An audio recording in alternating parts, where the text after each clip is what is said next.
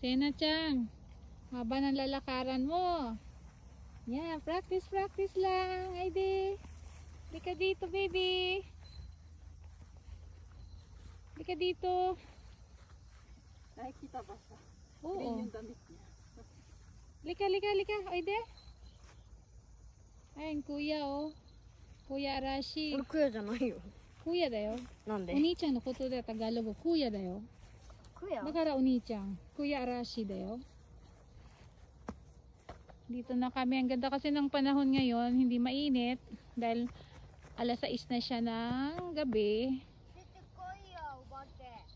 Ayan, dito kami sa mga restorated na mga sinaunang bahay. Ginawa na siyang park. Ayan, mga talagang original na may bahay bawat lugar na yan na natuklasan. Sa pamamagitan ng mga kasangkapan na nahukay nila sa isang lugar.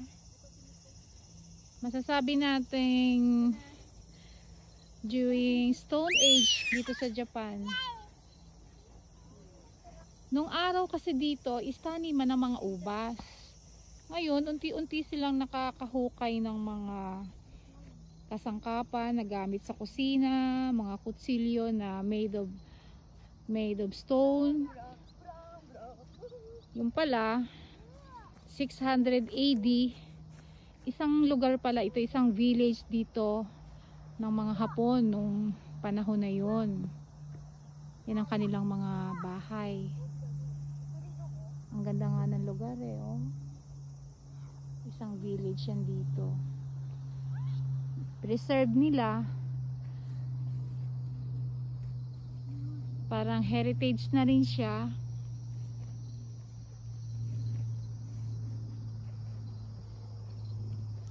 Ay. Bigla naman akong kinikilabutan ngayon. Ba't bigla akong kinilabutan, Lai? Bakit? Hindi ko alam. May kinikilabutan ako. Baka may kasama tayo. Habang hindi, yung mga hindi nakikita ba? Ba't bigla na lang akong kinilabutan? Sasalita lang naman ako. Arashi? Ama rin eh. Cute rin eh. Kasi kuminsan eh, pag ganitong hapon, yung mga gumagala-gala bang mga sa damo-damo na mga ahas-ahas, nagsisiuwian. Ilang beses ko yung nai-encounter sila dito eh. Hindi naman sila venomous. Yan, tingnan nyo ho, oh. Ayan. Talagang sa lugar na yan, may bahay talaga siya. Kasi ito nakalagay dito. Hindi ko lang mai-translate sa sa English na hinapon. Pero meron siyang, ayan ang kanyang para mas lalong may barcode para mas lalong malaman ninyo ang history dito.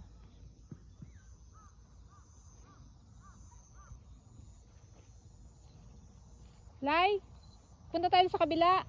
Huwag tayo dyan. Dito. Kargahin mo na lang. Arashi, choto asoko no basho de ikimashou. Asoko, choto akarui tokoro.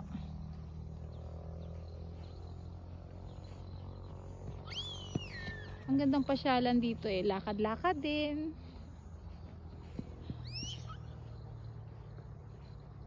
Exercise na rin ho.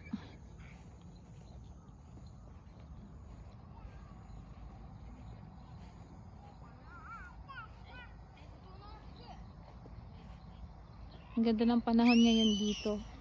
Kahit na sa Tokyo na ang init-init, pero dito sa lugar namin sa Naganoken, hindi na kailangan talaga minsan ng aircon dito. Presko eh. Ito anak ko, taga Tokyo to. Hi. Kung walang cooler, hindi sila mabubuhay dun sa init. Pero dito, sa bahay namin, electric fan lang, okay na. Kargahin mo na lang, Lai, para mabilis ay makapunta dun. Oh. Dun mo palakarin. Kargahin mo para makarating tayo dun. Ito yung dalawa kong apo.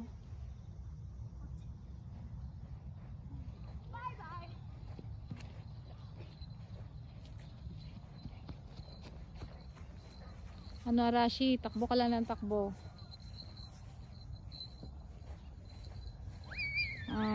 Katulad ko ngayon, kailangan ko rin talaga maglakad-lakad na rin para bumaba ang kolesterol. Nung na-check ako lately lang, tumaas ang kolesterol ko. Kailangan daw ako maglakad, mag-exercise. Siguro natapat lang nung magpa-check up dun sa kumpanya namin eh. Kumain ako. Ang dami ko kasing kinaing yakiniko. Puro karne yun. Siguro yun ang lumabas. Pero hanggang October, magsisikap akong maka-recover para di na ako inom ng gamot. Ito na nangyayari kapag nagkakaedad na eh. Kailangan beware sa mga kinakain. Ako maglalakad. Ayan.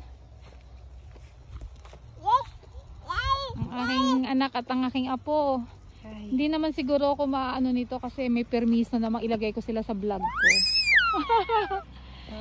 Kasi bawal ngayon, alam mo ba, pag yung may mga taong ano, masama, hindi po pwede. Tulad yung nagta-tractor na yan. Hindi na naman siya nakikita. Ang ganda, di ba?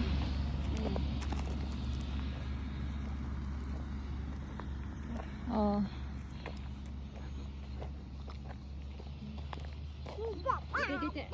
Ay. Yung mga taniman ng ubas doon eh, oh. May mga bunga na pero di pa nila nililinis yung mga damo. Maliliit pa yung mga bunga ng ubas doon. Ano? Saya-saya? Ang saya-saya ni Sena Chang. Amasugite. Oh. Bye-bye. Dito. Bye-bye. Yan doon. Hey, Yun yung kalahating natira na mga ubas. Kung tutusin tong buong park na to, ubas to eh. Hindi lang nila natuklasan na meron palang nakatagong heritage sa lugar na to. Ayan o.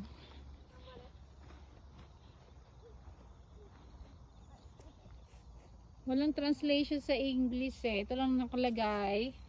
The village of the Kofun period, 600 AD. Ayan. Hindi ko lang mai-translate.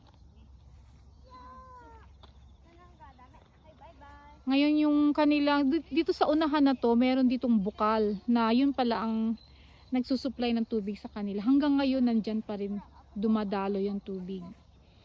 Kaya yung mga tao dito, yun ang kanilang nagagamit sa pang-araw-araw na pamumuhay. Tsaka itong bahay na to, parang ito yung pinaka-captain sa lugar. Medyo malaki yung space niya eh. Ayan.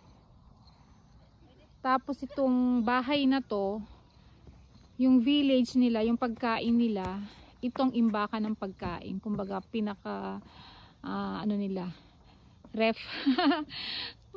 Malamig naman ng araw eh. Wala pa namang refrigeration nung araw. Tapos nakikita nyo ang haligi nito, itong kanilang imbakan ng pagkain. Nakita nyo ang haligi na yan? Ayan kasi, tapos parang hindi siya akyatin ng daga. Meron siyang hanggang ganyan na sangga. Ito sangga. Tingnan mo yung mga sangga yung ilalim ng haligi. Ibig sabihin, hindi siya maaakyat ng daga. Dahil ganyan ang kanilang mga pagkain. Ayan. Mapulit lang ako. Oh, sige, ando no. Ay, mabitbit. Arashi, mabitbit mo yan. Halika, Kosi. Dito. Takbo na doon. Ayun, malapit namang may ano doon. Yan, laki ng takbuhan mo, Sena Chang. Itong aking apo, 1 year old pa lang. And 2 months. Ano? Nansay desu ka? Sena Chang, nansay? Ang lit-lit niya pero ang bilis niya maglakad oh. 10 months lang, naglakad na to eh.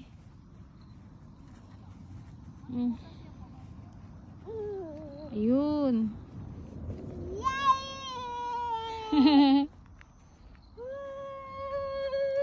Ayan ho. Doon sa kabila doon, meron pa ring bahay silang natuklasan. Kaya lang yung isa nasunog. Ewan ko, ano daw yun eh. Kaya hindi na kami makapasok sa loob nito. Dahil minsan may mga estudyante, hangout siguro nila. Yung isa doon nasunog, baka may nanigarilyo at naiwan yung upos na sunog. Kaya naghigpit.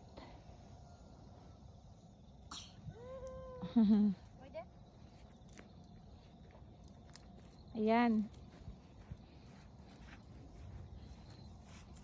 Sena-chan, halika dito. Oide oh. Oide, oide. Ang laki na nilalakaran niya. Tuwan-tuwa siya at pagbalik nila ng Tokyo, ayan, nakakulong na naman. Doon na sila sa mga park doon.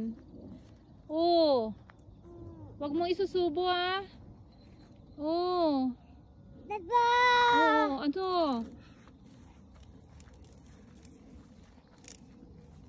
Hindi siya sa paglalakad. O sige ho, tatapusin ko na ho ang vlog ko na to. Yoroshiku onegai shimasu. Nandito kami sa Hiraide Historical Park dito sa Shiojiri, Nagano-ken. Thanks for watching.